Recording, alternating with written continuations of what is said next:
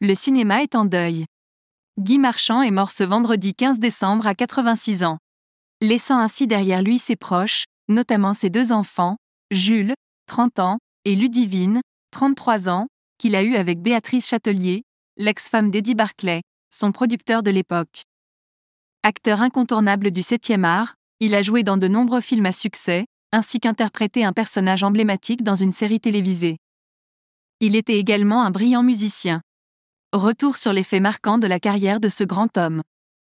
Les années 70, le début de la gloire. Le cinéma débute en 1970 pour Guy Marchand, avec Boulevard du Rhum.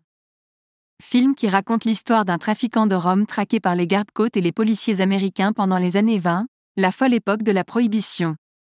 Il côtoie alors deux monstres du cinéma français, Brigitte Bardot et Lino Ventura. Une belle entrée en matière. 4 ans plus tard, alors qu'il a depuis déjà travaillé avec d'autres très grands artistes comme Claude Brasseur et François Truffaut, il se fait remarquer dans Cousin, Cousine, aux côtés des excellents Marie-France Pizier, Marie-Christine Barrault et Victor Lanoux.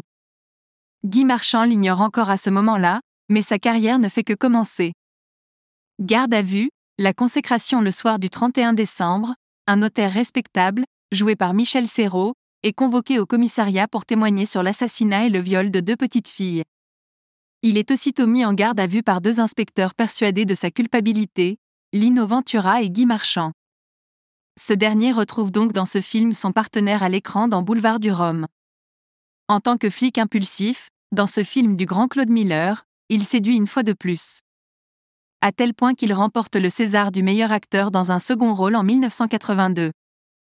Ça m'a donné un peu d'autorité dans le métier car on ne me prenait pas au sérieux comme chanteur de variété, dira-t-il. Acteur, mais aussi chanteur car oui, Guy Marchand était un très bon chanteur crooner et musicien de jazz, en plus d'être acteur. Son père, régisseur à Bobino la nuit, l'avait initié au jazz manouche et poussé à se mettre à la clarinette et à la boxe. Mais il se disait avant tout chanteur, lui qui s'était fait connaître du grand public en 1965 avec la chanson La Passionata, avant de s'imposer avec Moi je suis tango, une adaptation de Libertango d'Astor Piazzolla puis Destinée, signé Vladimir Cosma pour la bande originale du film Les Soudoués en vacances de Claude Zidi, également reprise dans Le Père Noël est une ordure de Jean-Marie Poiret, 1982. Avant d'être une série phare, Nestor Burma est un film. Nestor Burma, détective de choc, de Jean-Luc Mièche, 1982. Dans celui-ci, le rôle-titre est tenu par Michel Serrault. Mais à partir de 1991, et jusqu'en 2003, c'est Guy Marchand qui reprend ce rôle dans la série télévisée diffusée sur Antenne 2, puis France 2. Pour les téléspectateurs, il est indissociable de son rôle d'enquêteur au chapeau sombre et à la cravate dénouée. Nestor Burma, c'est moi, le courage en plus. Je suis beaucoup plus timoré que lui dans la vie, racontait-il à l'AFP en 2000.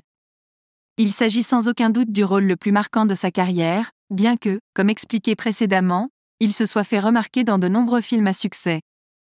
Ripou contre Ripou, de Claude Zidi en 1990, faisant d'ailleurs partie de l'un d'entre eux.